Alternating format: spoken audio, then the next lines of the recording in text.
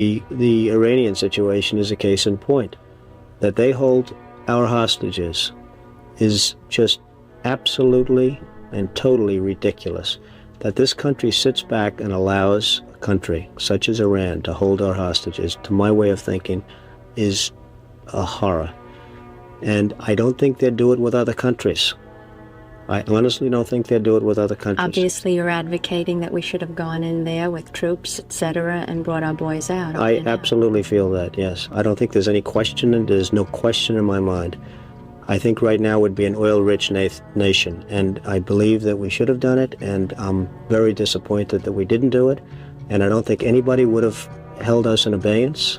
I don't think anybody would have been angry. So this was always Trump's plan.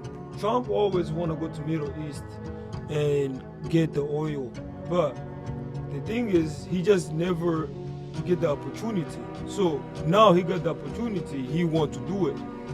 But people are saying it's Israel, you know, Israel want to do that, whatever. No, this was Trump's plan. It was never about nuclear bomb.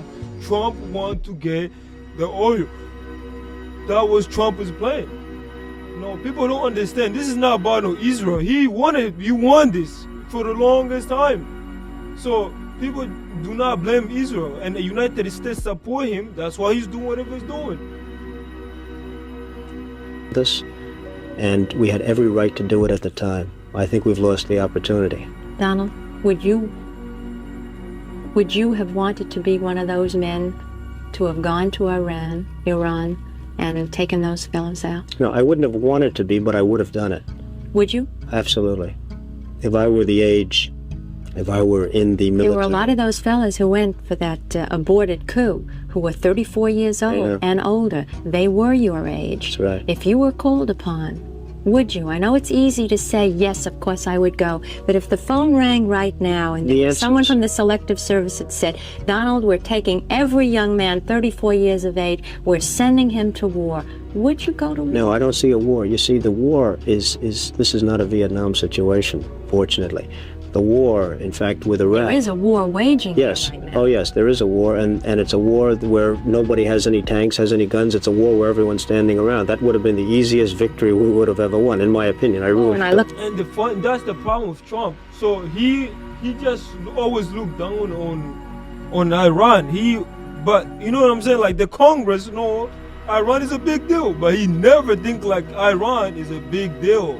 He has the mentality since 1980s. So you fuck around, find out. So he found out that, hey, this is why the big boys never trying to jump in.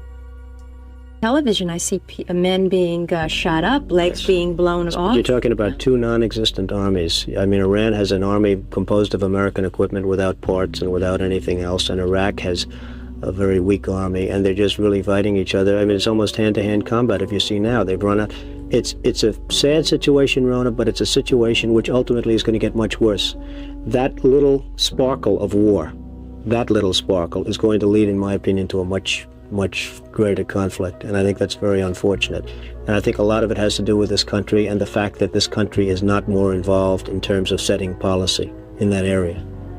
Do you think perhaps that the oil industry is responsible for this, as the late Shah once implied? Well, I wouldn't want to criticize the oil industry because I wouldn't know enough about it, but I can tell you that I think this country is responsible for that war by its own weaknesses.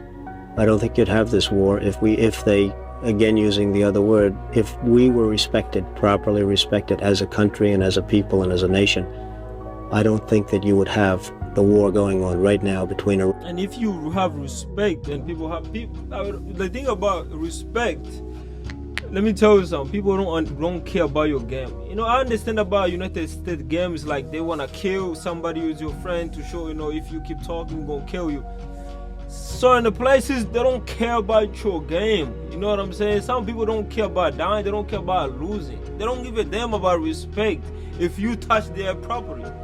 That's how things works. But his mentality is just to go steal. That's it. You know what I'm saying? He don't have no strategy. That's the problem. But this was Trump. His goal, basically. He wanted to take that part of Middle East. In Iraq. I don't think that Iran would have our hostages for 10 minutes if they respected this country, I don't believe they would have our hostages for 10 minutes.